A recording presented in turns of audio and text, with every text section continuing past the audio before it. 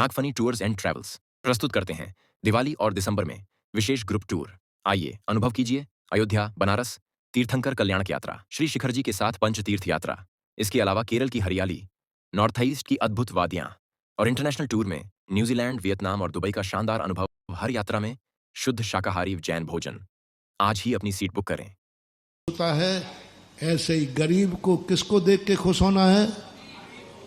हाँ, मेरे पास मत आओ रे, मुझे परेशान मत करो, मेरे पास लक्ष्मी यंत्र नहीं है। महाराज आपके आशीर्वाद में दम है, देखो गड़बड़ मत करो। साथी साथी बता रहा हूँ, यदि मेरे पास आशीर्वाद में दम होता तो मैं मंदिर में नहीं चौराहों पे बैठता और सब भिखारियों को पीछे लगा के अमीर बनाता।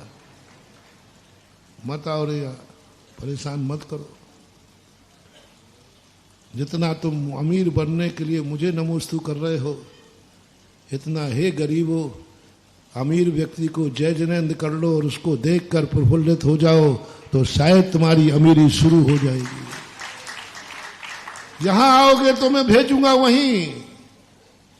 मैं डायरेक्ट अमीर बनाने वाला नहीं हूं, है ही नहीं मंत्र कोई, नहीं तो मैं किसी को रहने देता। अरे मैं किसी को गरीब रहने देता? अरे राम राम राम, मैं तो अमीरों का महाराज हूं।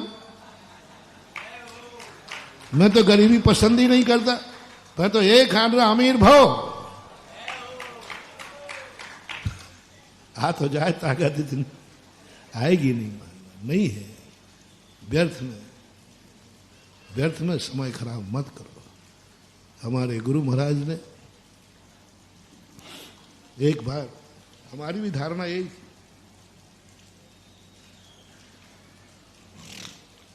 कि महाराज लोगों के आशीर्वाद से लोग अमीर हो जाते हैं, भगवानों की भक्ति से लोग अमीर हो जाते हैं। भगवान अमीर की भक्ति से नहीं, भगवान अमीर कर देता है।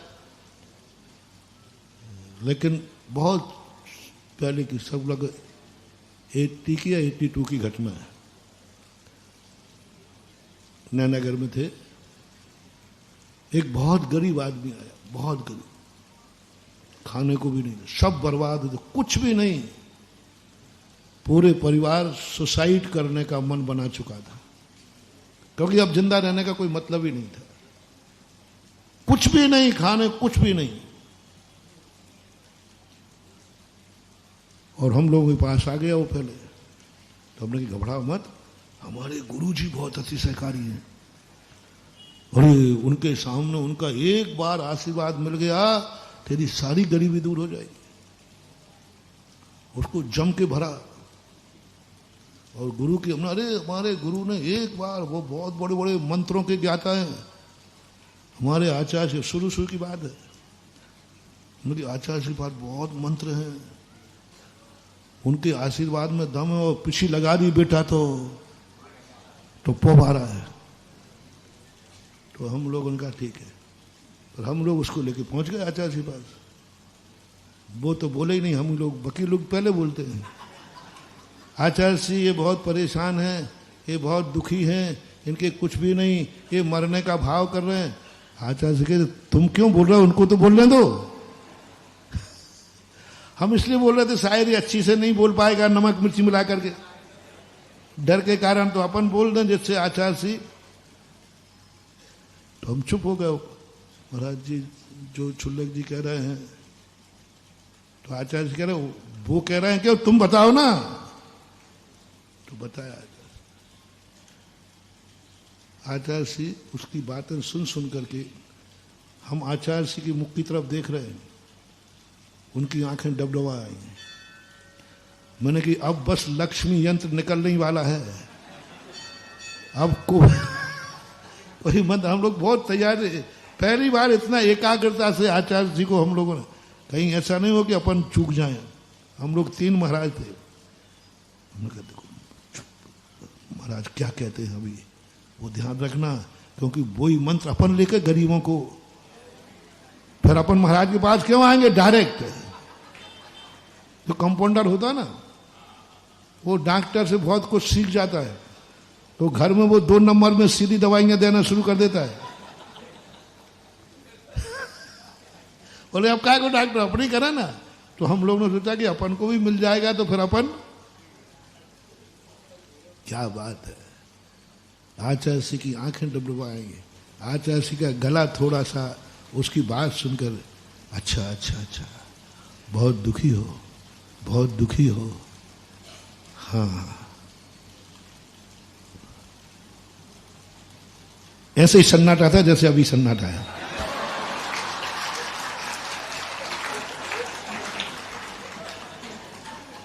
क्योंकि आप लोग भी वही सुनना चाहते जो मैं सुनना चाहता था। आप भी इसलिए एकाग्र हो कि अब महाराज आचार्य जी का कोई मंत्र मिलेगा। बिल्कुल ऐसे हम लोग बिल्कुल श्वास भी रोक ली, बिल्कुल ऐसे बैठे। आचार्य जी ने कहा देखो ऐसा करो, हमारे आचार्य जी थोड़ा सा ऐसा करो। तो हम सोचे बताओ तो क्या करें। ऐसा करो, थोड़ा थोड़ा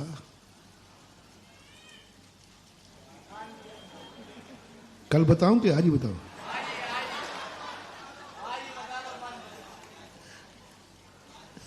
कल पूरा पंडाल में और इतनी भीड़ आएगी। कल मंत्र मिलेगा अमीर बनने का। और मेरा नहीं, गुरुदेव आचार्य विद्यासागर ने एक मंत्र दिया है, उसको कल दूंगा। कुछ बाहर वाले बैठे बोले महाराज जी बता दो आ जाइए। क्या बात है, धन्य है गुरुदेव। बोले ऐसा करो, थोड़ा थोड़ा दान देना शुरू कर दो। खोदा पहाड़ और निकली। हम लोगों का भाव बिगड़ गया। मैंने कहा ये कोई साधुता है? बेचारे को अब दान की बात करें, थोड़ा थोड़ा दान देना शुरू कर दो। हम लोग तो नए थे, हम लोगों को अच्छा नहीं लगा, बिल्कुल भी अच्छा नहीं लगा, बहुत बुरा लगा। और उस पट्टे ने हम लोग इशारा करें थोड़ा बोल मारा क्या दूं, तो आपने दान की बात कर रहे हो, कुछ नहीं मेरे पास। और वो पट्टा कह रहा जी, मन की मरेगा अभी। वो क्या कह गया है? जी जी जी। देखो थोड़ा थोड़ा दान देना शुरू करो, मरने का भाव मत करो, सब ठीक हो जाएगा। और वो जी कह दिया और हम लोगों को फफूंद हो गया। मैंने कहा ये कोई साधुता है क्या? हम को दो उम्मीद थी, या तो आचार्य श्री मंत्र देंगे, या इतने बड़े बड़े सेठ लोग वहां बैठे थे, इन सेठों से कहेंगे कि इनकी थोड़ी शायद। दो ही उम्मीदें थी बस, दो से ज्यादा अपना सोच ही नहीं था। सेठों से कहते हैं देखो एक गरीब आदमी है, इसको थोड़ा थोड़ा सहायता कर दो। वे दोनों ही नहीं के, और वो चला गया। दोपहर में द्रव्य संग्रह की क्लास लगती थी। अब हम लोगों ने तबार तोड़ पर उनके बोले आज आचार्य श्री चुप करें तो अपन को चुप नहीं होना। हम लोगों ने प्राणी में हम चुप हो तो तुम बोलना। पर इसका उत्तर लेके कि क्या गरीबों के खाने नहीं हो तब भी दान देना चाहिए? क्या गरीबों के दान लेकर के उनका और खून चूसना नहीं है? क्या यह शोषण नहीं है? आचार्य सोचे कि आज ये बिना मौसम की बरसात कैसे हो रही है। तो बोले ऐसा क्यों पूछ रहे आप लोग?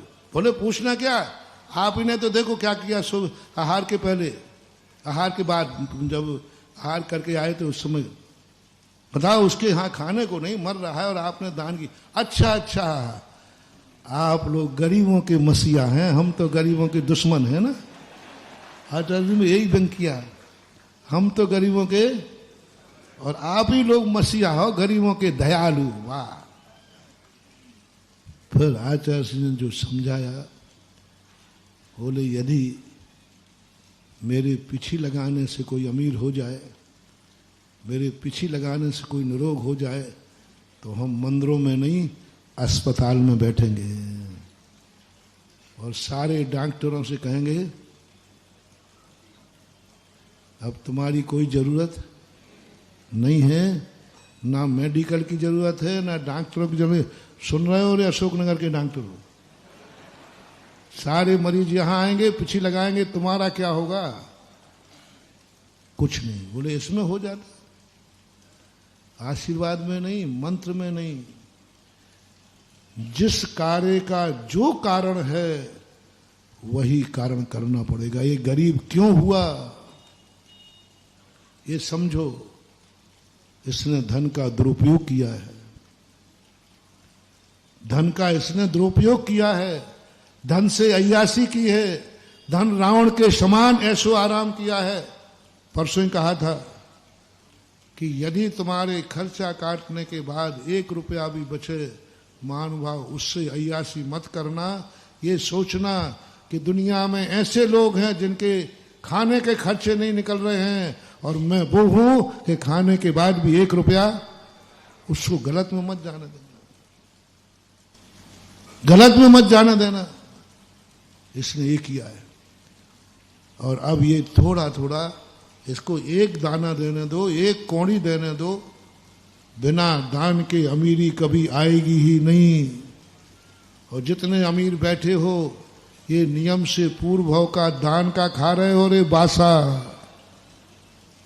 पद्म पुराण पूज्यवर रविशरण आचार्य महाराज, रावण उनके बाद जो इतना धन आया, पूर्व भाव के दान देखो उसने किमिक्षिक दान दिए हैं, कैसे कैसे दान दिए, तब कहीं जाकर के उसको आज सोने की लंका या अक्षय निधियां मिली। बिना दान के मिल ही नहीं सकता। तुम कितने ही सिर फोड़ लेना, कितनी मेहनत कर लेना, मेहनत के साथ साथ किस्मत भी, किस्मत ही अकेला काम नहीं करती, किस्मत और मेहनत, मेहनत हो और किस्मत हो। किस्मत बुरी हो तो कितने लोग मेहनत करते हैं, उसी कार्य में हाथ डालते हैं, जो था वो और चला जाता है, जो था वो और चला जाता है। ये कौन जीव है? अब गुरु से ज्यादा तो बोल नहीं सकते, थोड़ी थोड़ी समझ में आई, लेकिन पूरी समझ में बिल्कुल नहीं आई। उन्होंने कहा ठीक है आचार्य जी कह रहे हैं, पर ये नैतिकता तो नहीं है। नैतिकता तो यही है कि किसी से इनको कुछ दिलवाना चाहिए था। ये मन में रह गया। वहां से बिहार करके 1 माह 2 3 4 माह के बाद मुक्तागिरी की तरफ बिहार हो रहा था, और वो रास्ते में आ गया, देवरी पड़ती ना एक, वहां आया। हमने उसको पहचान लिया, हम लोग ये तो वही है, कपड़े भी अच्छे पहने था, और इस बार पट्टा हम लोगों के पास आया ही नहीं। और हम लोग देख कर मैंने देखो ये वही आ रहा है, वही व्यक्ति है। नियम से अब ये कुछ ना कुछ कहानी सुनाएगा, लेकिन देखने से भी चेहरा भी ठीक दिख रहा था, कपड़े भी थोड़े ठीक थे, और हम लोग यहीं बैठे कि वो हम लोगों के पास आए नहीं। अब तो डायरेक्ट, अरे डायरेक्ट पहुंच हो गई।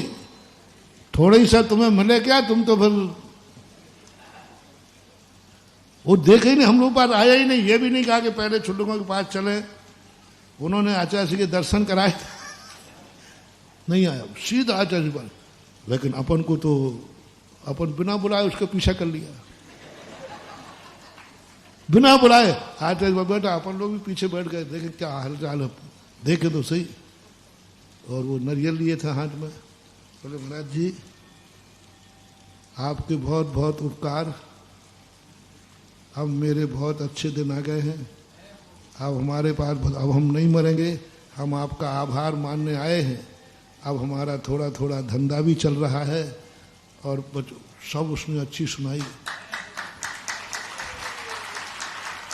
और आभार माना।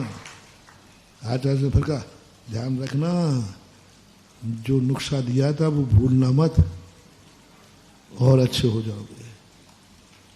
उस दिन मुझे पता चला कि मेरा गुरु क्या है और मेरा धर्म क्या है।